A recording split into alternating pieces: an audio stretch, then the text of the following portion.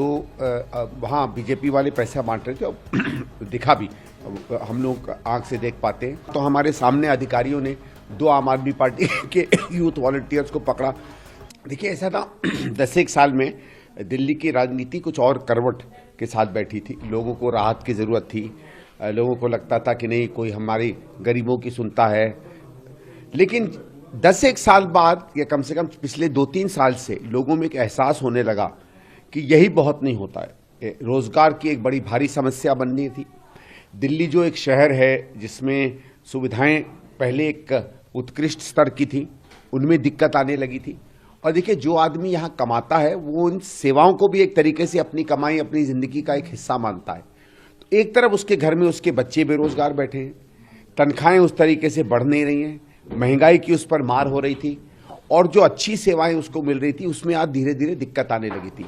आज पानी की कमी पड़ने लगी है, गंदगी की कमी पड़ने लगी है, कूड़े की कमी पड़ने लगी है, अच्छी सड़क नहीं मिल रही है, बसें नहीं मिल पा रही हैं। तो ठीक था, एक राहत का, कुछ फ्री फंड का एक बात थी, वो कुछ वर्ग तक तो उसमें लोगों में ज़्यादा आकर्षण था, लेकिन वो बहुत बदला। और शायद कार्यकर्ता जो वोटर था उसको जो लग रहा था कि नहीं जो हमें कुछ चीज़ें सस्ती या फ्री दे रहा है वो उसके अलावा भी कुछ हमें देगा, उसको शायद निराशा हाथ आई।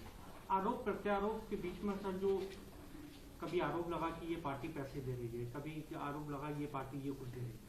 आप इतने वक्त तक घूमे, आज भी घूमे, क्या आपको आज भी ऐसा कुछ पैसा? जी आज भी हुआ, बल्कि आज को तो 2 में मैं प्रत्यक्ष हूँ। हम लोग इसमें अंसारी नगर में थे, ऑल इंडिया इंस्टीट्यूट के बगल में, तो वहाँ बीजेपी वाले पैसा बांट रहे थे और दिखा भी, हम लोग आंख से देख पाते हैं।